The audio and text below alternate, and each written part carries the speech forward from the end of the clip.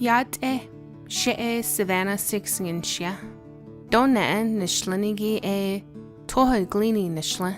The Bethlejina bushes chin. Chanchikine dashiche. Ado tobaha dashinale.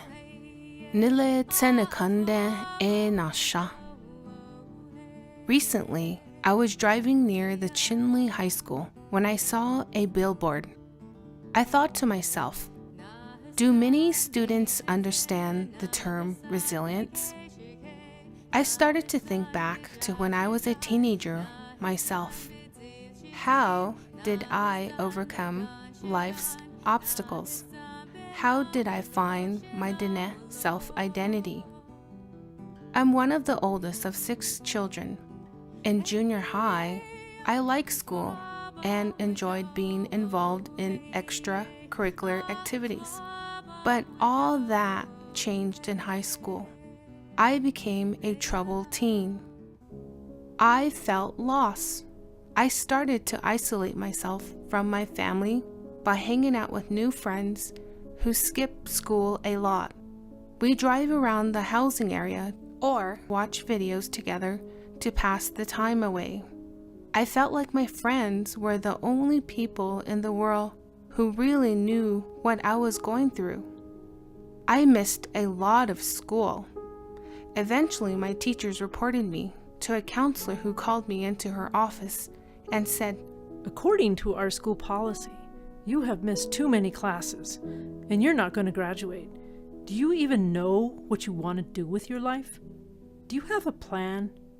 My parents were upset. They didn't want me to be a high school dropout.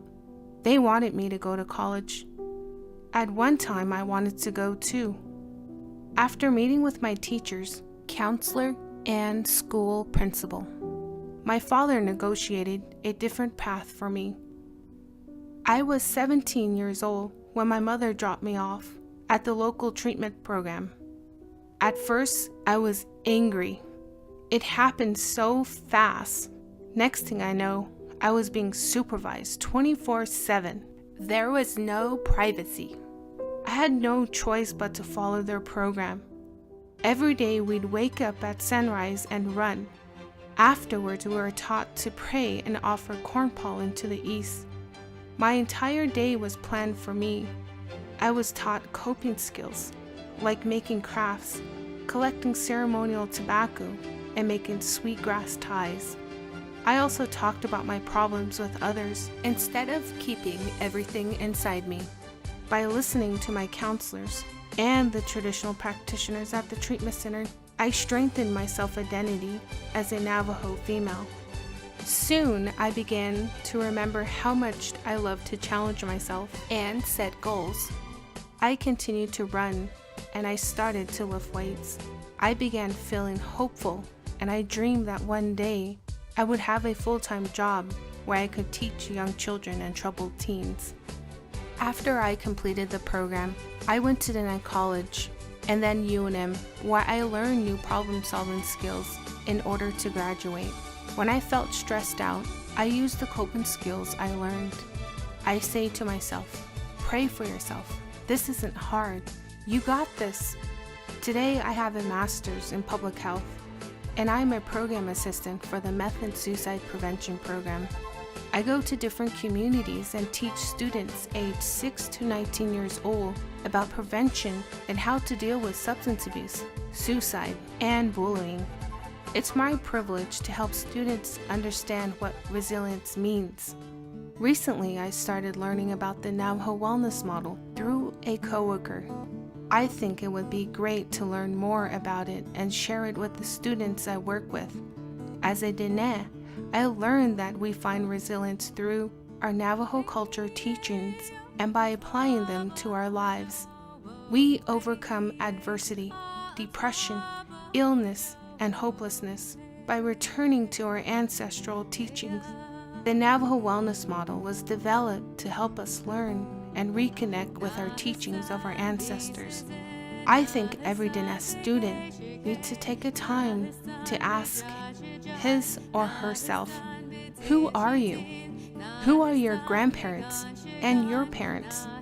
How did they live? What were their teachings and wisdom? I am lucky to be alive. Some of my friends were less fortunate. My hope is that you will realize, like I did, you are resilient too. You are full of strength and you can make your life better for yourself and your family.